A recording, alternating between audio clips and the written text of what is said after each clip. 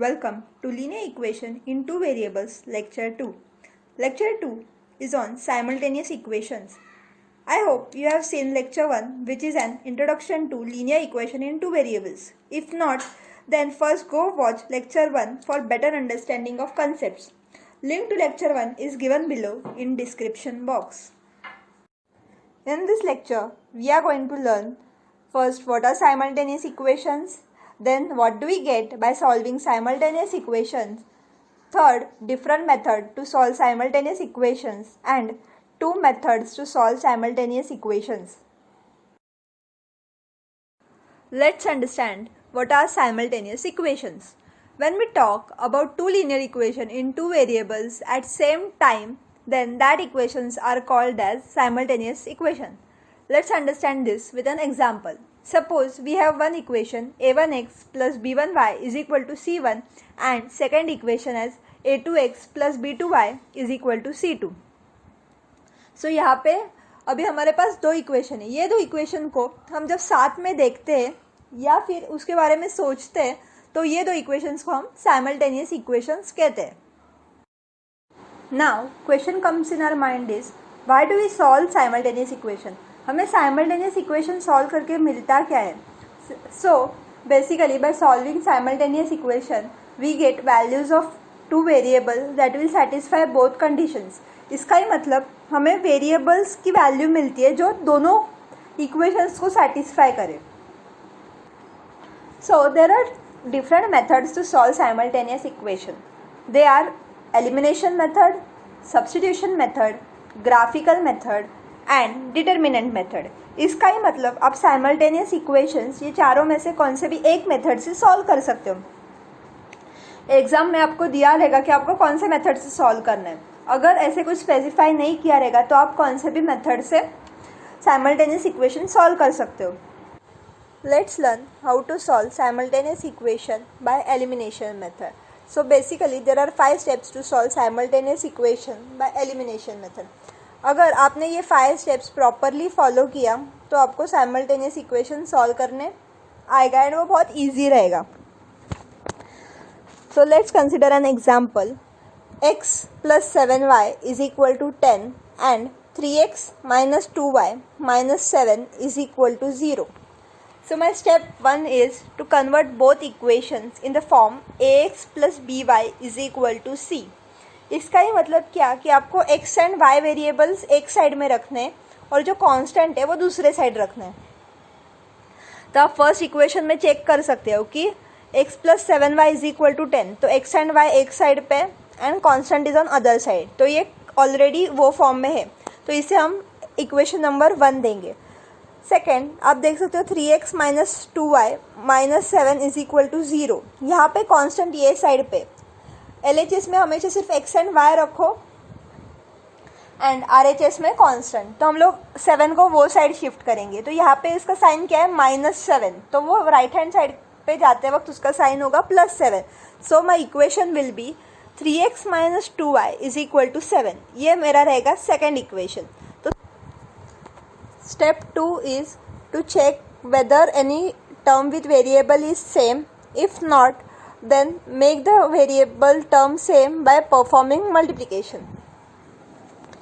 इसका ही मतलब क्या कि आपको चेक करना है कि कौन से भी वेरिएबल के साथ टर्म सेम है क्या. मतलब यहाँ पे अभी ऊपर क्या है x, नीचे 3x, तो x and 3x are not same. Next 7y minus 2y ये दोनों सेम नहीं है. आपको बस टर्म सेम है कि नहीं ये देखना है वेरिएबल के साथ वाले, मतलब x एंड y के साथ वाले. अगर यहाँ पे भी x रहता है नीचे भी x है तो वो वेरिएबल सेम हो जाते. देन अगर यहाँ पे 7y और नीचे भी 7y रहेगा तो वो वेरिएबल सेम हो जाता. अभी सेम नहीं है तो हम लोग इसे सेम करेंगे बाय परफॉर्मिंग मल्टीप्लिकेशन. अभी सबसे इजी रहेगा कि हम लोग फर्स्ट इक्वेशन को 3 से मल्टीप्लाई करें. Multiplying equation 1 by 3. अगर हम लोग ने इक्वेशन 1 को 3 से मल्टीप्लाई किया तो हमें क्या मिलेगा 3x plus 21y is equal to 30. तो अब भी देख सकते हो कि ये 3x सेम हो गया. अब हम लोग को टर्म विथ वेरिएबल सेम मिल गए तो हम इसे इक्वेशन नंबर 3 देंगे. सो ये है हमारा स्टेप 2। तो यहाँ पे आपको क्या करना है, चेक करना है कि टर्म विथ वेरिएबल सेम है कि नहीं। रहेगा तो आप कुछ नहीं करोगे, और अगर नहीं रहेगा तो उसे सेम करोगे by performing multiplication. Step 3 is to check the sign of the term containing variable and find the value of one variable। इसका ही मतलब क्या, हम लोग को जो टर्म है वेरिएबल के साथ सेम वाले, उसका हम लोग को साइन चेक करना है। If sign of term containing variable in both equation is same then perform subtraction. If sign of term containing both variable in both equation is different then perform addition. इसका ही मतलब अगर दोनों का sign same रहेगा मतलब क्या, दोनों का साइन प्लस प्लस नहीं तो माइनस माइनस ऐसे रहेगा, तो हम उसे सब्ट्रैक्ट करेंगे। अगर साइन अपोजिट है, प्लस माइनस माइनस प्लस ऐसा कुछ रहेगा तो हम लोग ऐड करेंगे। क्यों? क्योंकि प्लस माइनस माइनस एक अपोजिट है तो वो एक दूसरे को कैंसिल ही करेगा अगर उसके साथ हम लोग ने सेम वेरिएबल रखा तो यहाँ पे हम लोग इक्वेशन नंबर 2 और 3 को देखेंगे। दोनों का वेरिएबल x के साथ जो टर्म है वो सेम है, दैट इज 3x। अभी इसका साइन चेक करते हैं। इसका साइन क्या है, कुछ नहीं है मतलब प्लस, दोनों का साइन कुछ नहीं है तो ये दोनों प्लस है। अगर दोनों प्लस रहेंगे तो हम लोग क्या करेंगे, सब्ट्रैक्शन, तो हम लोग सब्ट्रैक्ट करेंगे। तो we will subtract equation number 2 from equation number 3। इसका ही मतलब हम लोग इक्वेशन जो थर्ड वाला इक्वेशन है वो सबसे पहले लिखेंगे और इक्वेशन 2 बाद में, क्योंकि हम लोग सेकेंड को थर्ड से सब्ट्रैक्ट कर रहे हैं। फ्रॉम का मतलब क्या, उससे सब्ट्रैक्ट करेंगे। तो पहला इक्वेशन रहेगा 3x + 21y = 30 minus 3x - 2y = 7। अभी आपको ये सब्ट्रैक्ट करना है, तो आप सब्ट्रैक्ट कैसे करोगे, ये जो नीचे वाला इक्वेशन है ना उसके नीचे आप साइन चेंज कर लो, मतलब प्लस रहेगा तो माइनस, माइनस रहेगा तो प्लस। अभी यहाँ पे 3x का साइन कुछ नहीं है मतलब इसका साइन क्या रहेगा, माइनस। देन 2y का साइन इज माइनस तो मैं इसे लिखेगी प्लस। 7 का साइन कुछ नहीं है मतलब प्लस, इसका साइन लिखेगी माइनस। तो आपको जब साइन देखने की बारी आएगी ना इक्वेशन की, तो आपको नीचे वाली साइन देखनी है। मतलब ही क्या, 3x, अभी इसको आपको क्या करना है उसके साथ साइन, तो 3x नीचे वाला minus 3x - 3x। 3x - 3x क्या आता है, 0, तो मेरा x एलिमिनेट हो गया। देन प्लस 21y और नीचे क्या साइन है, प्लस 21y + 2y। 21 + 2 23, तो 23y, इसका साइन पॉजिटिव क्योंकि दोनों का साइन पॉजिटिव है। नेक्स्ट 30 - 7, 30 - 7 इज 23 एंड बड़ा कौन है, 30, तो 30 की साइन इज प्लस, इसलिए इसका भी साइन प्लस आएगा। तो हमें क्या मिला, 23y = 23। अभी ये 23y के साथ मल्टीप्लीकेशन में यहाँ पे जाके क्या होगा, डिवीजन, तो y = 23/23। Therefore y = 1। इस तरीके से मुझे y का वैल्यू मिला जो कि एक हमारा वेरिएबल है। Step 4 is to find remaining variable. इसका ही मतलब अभी हमें एक वेरिएबल का वैल्यू मिल गया स्टेप 3 में। अभी हम लोग जो रिमेनिंग वेरिएबल है दैट इज x, उसका वैल्यू निकालेंगे। तो उसके लिए क्या करेंगे, substitute the value of variable in any equation and find the value of remaining variable. अभी जो हम लोग को प्रीवियस स्टेप में जो y का वैल्यू मिला था वो हम लोग कौन से भी एक इक्वेशन में डाल देंगे। सपोज मैंने इक्वेशन 2 में डाल दिया, तो मेरा सेकेंड इक्वेशन क्या था, 3x - 2y = 7। इसमें मुझे y = 1 सब्स्टिट्यूट करना है। तो मुझे क्या मिलेगा, 3x - 2 × 1 = 7। तो 3x 2 × 1 इज 2, 3x - 2 = 7। ये -12 जब राइट हैंड साइड जाएगा तो वो क्या होगा, +2। तो 3x = 7 + 2, 3x = 9। x क्या होगा, 3 इस साइड जाके डिवाइड हो जाएगा तो 9/3, 3 3 = 9। सो x = 3। तो मुझे x का वैल्यू क्या मिला, 3। Step 5 is the last step and it is solution of simultaneous equation. तो आपको लास्ट में लिखना है the solution of equation is x, y = x का वैल्यू हमें क्या मिला था, 3, y का value 3, 1। So solution for this equation for this two equation that is simultaneous equation is 3, 1। अभी हम लोग को कैसे समझेगा कि हम लोग को जो वैल्यूज मिला है वो बराबर है कि नहीं। तो उसके लिए आपको क्या करना है, ये जो x एंड y की वैल्यूज मिली है ना वो आपको कौन से भी दो इक्वेशंस में डाल के देखना है। सपोज हम लोग ने फर्स्ट इक्वेशन में डाला, हम लोग का फर्स्ट इक्वेशन क्या था, x plus 7y is equal to 10। तो आपको इसका LHS देखना है। LHS means left hand side equal to के लेफ्ट साइड में। तो x का वैल्यू क्या था 3 प्लस 7, y का वैल्यू इज 1, तो 3 plus 7 is equal to 10।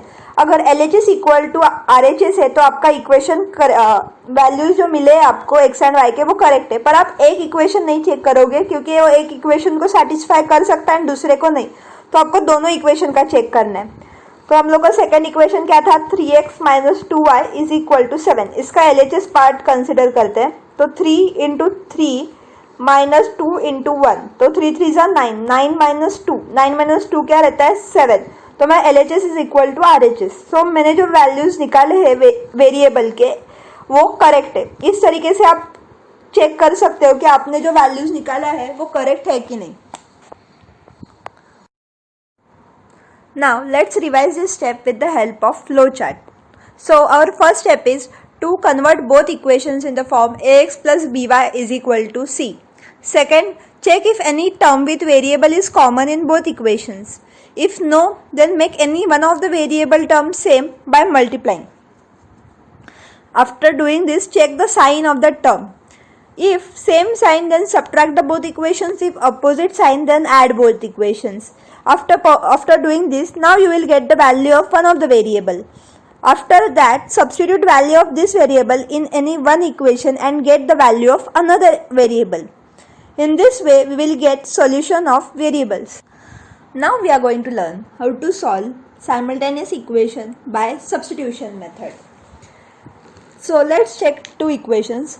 2x plus 3y is equal to 12 and x minus y is equal to 1. To solve this, the step 1 is, from any one equation, write value of one variable in terms of another variable. You have to keep one thing in mind, that always choose a variable which have 1 with it. इसका ये मतलब क्या कि जिसके भी term के साथ कुछ नहीं रहेगा या फिर 1 रहेगा, ऐसा वेरिएबल आपको सिलेक्ट करना है। तो आप देख सकते हो फर्स्ट इक्वेशन में 2x plus 3y is equal to 12 में x के साथ 2 है, y के साथ 3 है। एंड सेकेंड इक्वेशन में आप देख सकते हो x के साथ 1 है, कुछ नहीं है मतलब 1 है, y के साथ भी कुछ नहीं है मतलब 1 है। तो आप इसमें से कौन से भी एक वेरिएबल को अनदर वेरिएबल के टर्म्स में लिख सकते हो सेकेंड इक्वेशन में। So here we will write value of x in terms of y from equation 2। तो हमें क्या मिलेगा, x is equal to 1 plus y, क्योंकि ये y वो साइड जाएगा, तो x is equal to 1 plus y मिल गया। मैंने ऐसे क्यों किया, क्योंकि अगर हम लोग 2x से 3y लेते हैं ना तो हम लोग के डिवीजन में भी डिवीजन में आता है इक्वल टू के ये साइड, तो वो सॉल्व करना थोड़ा डिफिकल्ट होता है। जब भी आपका x या y के साथ कुछ टर्म नहीं रहेगा तो अभी आप now step 2 is to substitute the value of that variable in another equation. तो जिस इक्वेशन से हम लोग ने निकाला है उसमें नहीं बल्कि दूसरे इक्वेशन में डालना है। अभी हम लोग ना फर्स्ट इक्वेशन में x का वैल्यू पुट करेंगे, तो हमें x क्या मिला था 1 प्लस वाई, तो 2 into 1 plus Y plus 3y is equal to 12। ये 2 जो है ना वो बाहर रहेगा, तो अभी हम लोग ये 2 को पहले 1 के साथ मल्टीप्लाई करते, तो हमें क्या मिलेगा 2, बीच में साइन क्या है प्लस, 2 को y के साथ मल्टीप्लाई करेंगे 2y, तो 2 प्लस 2y ये plus 3y as it is plus 3y is equal to 12। यहाँ पे y के टर्म्स 2 है, तो 2y प्लस 3y का हम लोग नॉर्मल एडिशन करेंगे, दैट इज 5y। तो 2 plus 5y is equal to 12। ये 2 मैं राइट हैंड साइड लेके जाऊंगी, तो ये प्लस 2 है, तो वहां पे जाके क्या होगा -2। तो 5y is equal to 12 minus 2, that is 5y is equal to 10। तो अभी ये 5 मल्टीप्लीकेशन में y के साथ, तो वहां पे जाके क्या होगा वो divide, y is equal to 10 by 5, तो y will be equal to 2। तो हमें एक वेरिएबल का वैल्यू मिल गया। Step 3 will be find remaining variable. तो हम लोग रिमेनिंग वेरिएबल के लिए क्या करते हैं, x का जो y का वैल्यू मिला है वो इक्वेशन में सब्स्टिट्यूट करेंगे। सपोज हम लोग ने सेकेंड इक्वेशन में पुट किया, तो हमें क्या मिलेगा x minus Y is equal to 1, तो y का वैल्यू पुट करेंगे x minus 2 is equal to 1। यहाँ पे -2 है, वो बाहर साइड प्लस हो जाएगा, तो x is equal to 1 plus 2, तो x इज इक्वल टू 3।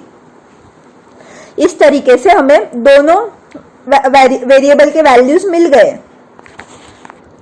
तो ऐसे ही आपको फाइंड आउट करना है values of simultaneous equation by substitution method. So ये थोड़ा इजी है, बस आप ध्यान रखो कि आप वहां पे ही सब्स्टिट्यूट करो जहां पे टर्म 1 हो, ठीक है।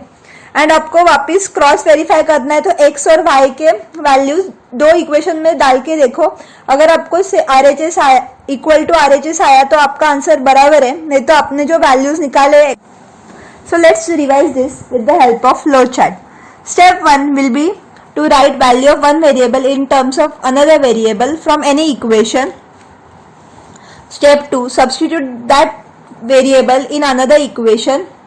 And step 3 is find remaining variable. In this way you will get the solution of simultaneous equation. Thanks for watching this video. I hope अभी आपको simultaneous equation ये दो मेथड से सॉल्व करने आएगा। अगर आपको नोट्स या फिर सॉल्यूशन चाहिए प्रैक्टिस सेट के लिए तो आप हमारे वेबसाइट पे जा सकते हो। वेबसाइट का लिंक डिस्क्रिप्शन बॉक्स में दिया गया है। Even you can download notes and solution to the practice set. And अगर आपको कुछ भी डाउट रहेगा तो आप मुझे